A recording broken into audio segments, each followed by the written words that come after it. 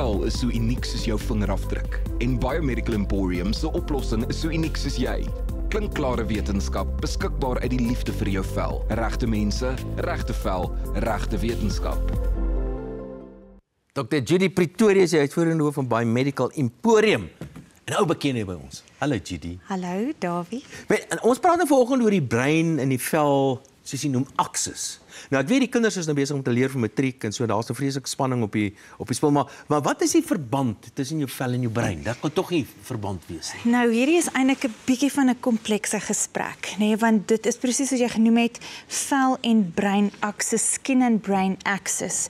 So daar's 'n vakgebied wat bekend staan as psigodermatologie en dit is eintlik wanneer of om meer beter te beskryf, daar's 'n direkte verwantskap tussen jou brein en jou vel oor dit deel vorm van dieselfde embrionale laag wat bekend staan as die ektoderm. So eintlik al wat ek probeer sê is dat as jy emosies het en daar sekere geestestoestande, gaan dit 'n fisiologiese impak hê op jou vel en natuurlik andersom. En van hierdie psigologiese of geestestoestande, emosies wat ons ervaar, is byvoorbeeld 'n ou bekende stres. As jy stres, is jou streshormoon deur die dak, die kortisolproduksie, en dan gewoonlik kry mense 'n bietjie ekseem en hulle kry akne, hulle sweet vreeslik op die vel. 'n Ander kondisie kan natuurlik wees angstigheid. En kyk 'n bietjie wat gebeur met mense wat angstig is. Hulle begin hulle hare te trek of hulle druk hulle vel vreeslik, hulle krap hulle vel vreeslik. Of jy nou kou naels. Jy kou naels en so voort. 'n Ander geestes of emosie, kom ons met 'n emosie, is wanneer jy bietjie depressief is. En daar kan wees 'n tekort aan motivering om na jou vel te kyk. So jy kan bietjie verswakte higiëne hê. Jy kan sensitief wees tot die omgewing en pyn ensovoorts.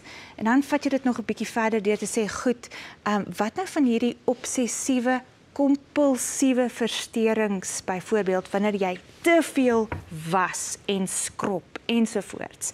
En 'n ander een is natuurlik die selfvernietigende syndroom. En dit is wanneer mense byvoorbeeld regtig obsessief is oor hulle imperfeksies. En daai imperfeksies kan natuurlik wees, jy gaan vir te veel kosmetiese prosedures, plastiese chirurgie byvoorbeeld, of natuurlik 'n bietjie meer ernstig wanneer mense hulle self begin sny ensovoorts. So daar is definitief 'n selfvernietiging tipe van 'n ding wat plaasvind en dit is sigbaar op die vel self. Wat ek nou vir jou wil vra, jy sê nou die verband tussen mense siege, Yes. of jou geestestoestand, kom ons noem dit so, en jou vel.